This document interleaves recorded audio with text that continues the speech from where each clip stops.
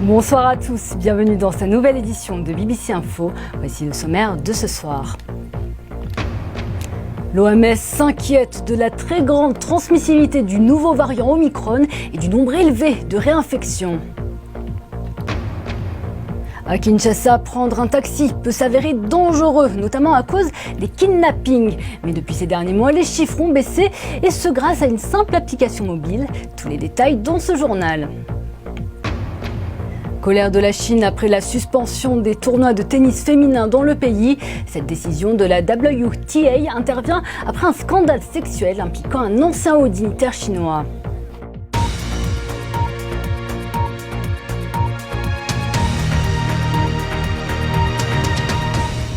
L'Organisation mondiale de la santé a mis en garde contre le variant Omicron, un variant qui semble pouvoir réinfecter les personnes qui ont déjà contracté le Covid-19. Les dernières données de l'OMS indiquent que cette nouvelle souche de coronavirus provoque davantage de réinfections et qu'elle est bien plus transmissible comparée aux variants existants. Les explications de Rosemary Boumoutou depuis Dakar. Le variant Omicron gagne du terrain sur le continent africain. Après l'Afrique australe, c'est maintenant l'Afrique de l'Ouest qui reporte sa présence. Le Ghana et le Nigeria ont signalé ce variant, portant à 4 le nombre de pays africains où le nouveau variant du Covid-19 a été détecté. Les dernières données de l'OMS indiquent qu'il causerait davantage de réinfections que les variants Beta et Delta. La question se pose également de savoir si les vaccins actuels offrent une protection contre le nouveau variant, alors que l'Afrique australe enregistre une recrudescence du nombre de cas, principalement en Afrique du Sud. Les chercheurs et scientifiques sont à pied d'œuvre pour comprendre la transmissibilité, la gravité et l'impact du variant Omicron sur les vaccins, les dispositifs de diagnostic et les traitements disponibles. Le professeur Anne von Gottberg, une éminente scientifique sud-africaine, a déclaré aujourd'hui aux journalistes lors d'une conférence de presse de l'OMS que les vaccins protégeront toujours contre les infections graves, mais que le niveau d'efficacité sera déterminé par de nouvelles recherches dans les jours à venir. En Gambie à présent, où les électeurs se rendront aux urnes ce samedi 4 décembre pour élire un nouveau président. 6 candidats sont en lice pour détrôner le président sortant Adama Barrow, qui avait remplacé l'ancien dirigeant Yahya Jammeh depuis 2017. 5 ans plus tard, ceux qui avaient voté pour le changement promis par Adama Barrow sont-ils toujours aussi confiants? Un reportage de Thomas Nadi raconté par Marina Darras. Autrefois des alliés politiques, ils sont désormais adversaires. C'est Ousseynou Darbo qui avait dirigé la coalition d'opposition qui avait porté le président Adama Barrow au pouvoir en 2017. Mais depuis, les deux se sont brouillés et sont maintenant en compétition pour le poste le plus important du pays. Et les attentes pour celui qui occupera ce poste sont très élevées. Nous n'avons pas de bonnes routes, les soins de santé sont un gros problème dans ce pays. Les produits de base, les prix des aliments sont extrêmement élevés, donc les choses doivent changer.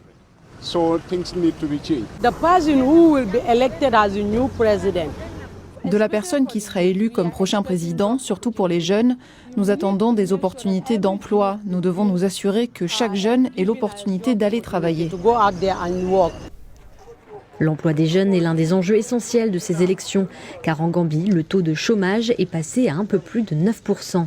La diminution du nombre d'emplois oblige les diplômés à faire preuve de plus de créativité pour joindre les deux bouts.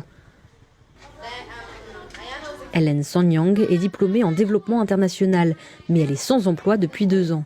Elle est maintenant bénévole en tant qu'enseignante dans cette école. C'est très difficile car d'habitude on ne voit même pas les postes vacants. En Gambie, ils ne servent généralement qu'à remplir des formalités, le temps de postuler et le poste a déjà été attribué à quelqu'un d'autre.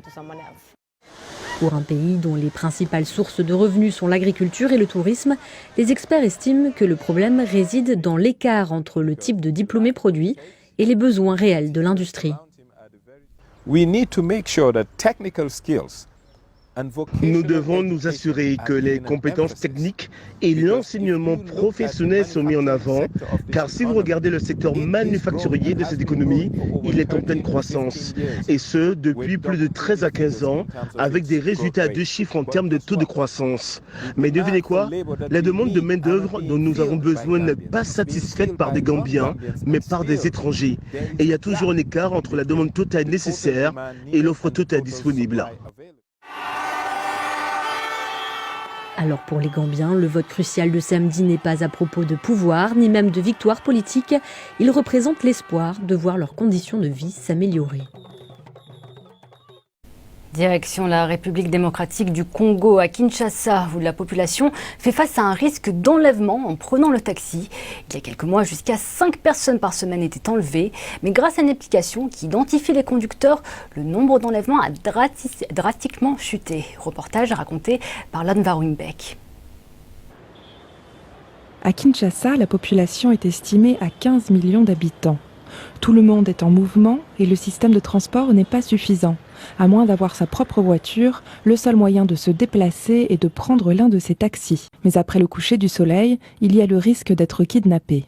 En tout cas, ces tronçons ici, c'est là où les opérations se font généralement. Sarah a été enlevée alors qu'elle rentrait chez elle après le travail. Ils ont dit quand c'est lui qui était là, il a sauté, il nous a fixé, il a dit que personne ne bouge ici, sinon vous allez perdre votre vie. Tous les enlèvements ne sont pas motivés par une demande de rançon. C'est-à-dire ils ont pris vraiment les sacs comme ça, ils ont tourné. Dans certains cas, les passagers sont dépouillés de leurs objets de valeur et abandonnés dans un quartier dangereux de la ville. C'est ce qu'il s'est passé pour Sarah. C'est la première fois qu'elle revient ici la nuit. Je n'aime pas. Je n'aime pas vraiment quand je reviens, quand je passe ou soit je suis de ce côté, je me rappelle à chaque fois de ce qui s'est passé ce jour-là. Donc cette image est vraiment ancrée à moi jusqu'aujourd'hui quand je passe ici, même lorsque je suis dans les taxis ou soit je suis dans un bus et je vois les chauffeurs prendre cette direction, du coup je me rappelle de ce qui s'est passé. L'enlèvement de Sarah a eu lieu il y a 1 an. À la même période, 2 entrepreneurs ont lancé une application, Hoja, qui est une base de données sur les conducteurs et leurs véhicules. Quand j'ai entendu que des gens se faisaient kidnapper, même un membre de ma famille a été kidnappé dans un taxi, je me suis dit, ok, j'ai une mission, comment pouvons-nous trouver une solution et apporter une mobilité sûre, durable et abordable à la population.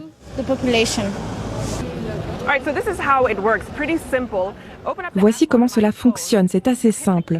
J'ouvre l'application sur mon téléphone, je scanne le code QR du taxi et en quelques secondes, la photo du conducteur et de la voiture apparaissent et vous êtes prête à partir.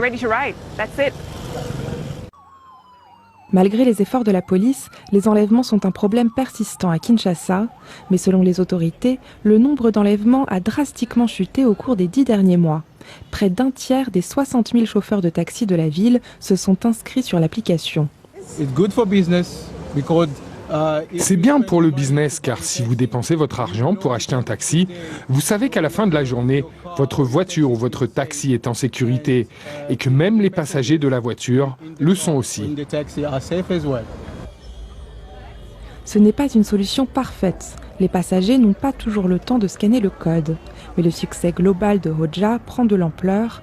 Un partenariat avec Orange est prévu et l'application pourrait être lancée dans d'autres villes africaines. Et désormais le reste de l'actualité en bref et en images. En Éthiopie, les forces gouvernementales revendiquent la reprise de la ville historique de Lalibela, au nord-ouest de la région d'Amhara. Le Front de libération du peuple du Tigré, le TPLF, lui, affirmait avoir fait le choix d'un retrait stratégique de certaines zones sous son contrôle. Les autorités fédérales tentent de contenir l'avancée du TPLF vers la capitale. Dans l'est de la République démocratique du Congo, l'opération militaire conjointe entre la RDC et l'Ouganda contre les rebelles ADF divise. Le président du Conseil de sécurité de l'ONU a salué l'initiative, tandis que l'opposition parlementaire en Ouganda affirme n'avoir jamais été consultée au sujet de ce partenariat militaire.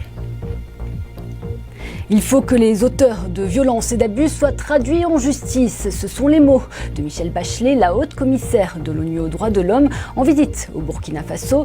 Michelle Bachelet a pointé du doigt aussi bien les djihadistes, les groupes de défense locaux que les forces de sécurité lors d'une conférence de presse. La Chine dénonce une politisation du sport après la décision de la WTA de suspendre les tournois de tennis féminin dans le pays. L'association chargée du circuit professionnel s'est dit inquiète concernant la situation de la championne chinoise Peng Shuai. La championne chinoise avait révélé avoir subi une agression sexuelle commise par un ancien haut dirigeant chinois. Caroline Noyer. C'était il y a un mois. Peng Shuai accusait sur les réseaux sociaux un haut fonctionnaire chinois d'agression sexuelle. Son message était rapidement supprimé et la joueuse disparaissait de la vie publique. Les médias chinois ont récemment diffusé une série de vidéos d'elle, vidéos filmées sous la contrainte, redoutent certains. L'association des joueuses de tennis, la WTA, indique n'avoir toujours pas pu parler avec Peng Shuai et décide de suspendre ses tournois en Chine dans l'attente d'une enquête transparente sur les allégations d'agression sexuelle. Nous n'allons pas nous incliner et permettre que cela soit passé sous silence. Ces allégations doivent être traitées de manière appropriée avec le respect et le sérieux qu'elles méritent. La Chine est un marché clé pour le tennis féminin et cette décision pourrait coûter des centaines de millions de dollars à la WTA. Mais cette dernière estime ne pas pouvoir en toute conscience demander aux athlètes de concourir là-bas. Il s'agit de quelque chose qui est plus important que les affaires, plus important que les finances. Le numéro 1 mondial, Novak Djokovic, salue le courage de la WTA, ajoutant que le bien-être de Peng Shuai est de la plus haute importance pour le monde du tennis.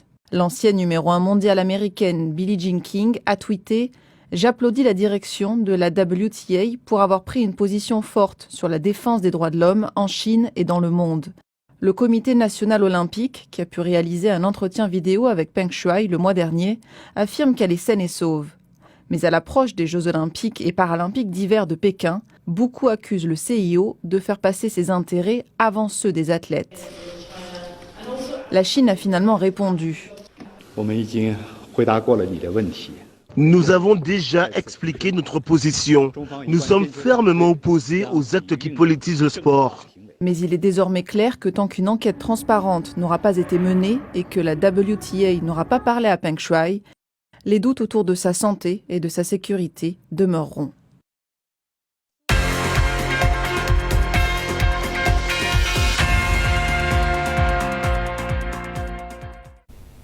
C'est la page Sport avec Emmanuel Coste. Bonjour Emmanuel. Alors aujourd'hui, on va parler d'athlétisme, Emmanuel. Oui, tout à fait, parce que les athlètes de l'année sont connus. Le Norvégien Karsten Warholm a été désigné athlète de l'année, lui qui est devenu champion olympique du 400 mètres haies à Tokyo, en plus en battant le record du monde, 45 secondes 94, le premier homme à descendre sous la barrière des 46 secondes sur 400 haies. On se souvient de cette image de Karsten Warholm après avoir passé la ligne d'arrivée, arrachant le devant de son maillot, les yeux écarquillés en contemplant le tableau électronique dans le stade olympique de Tokyo qui affichait donc ce fantastique record du monde, l'un des grands moments de l'histoire de l'athlétisme sur piste. Chez les dames, eh bien, l'athlète de l'année, c'est la sprinteuse jamaïcaine Elaine Thompson-Herrat qui a réussi à conserver ses titres olympiques sur 100 et 200 mètres, elle qui avait gagné sur ces deux distances à Rio 4 ans auparavant.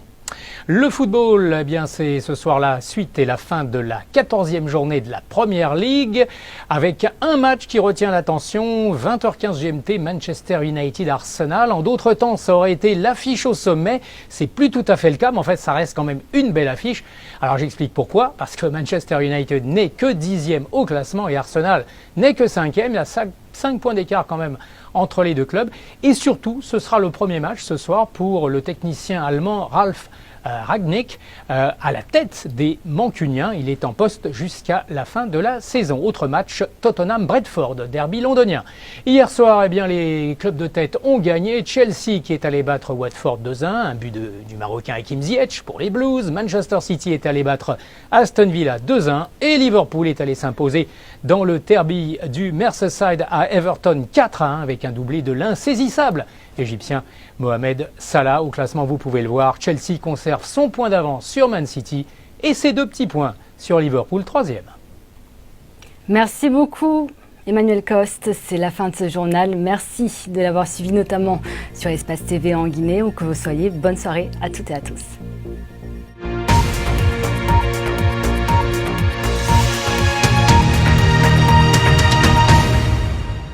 Gambie.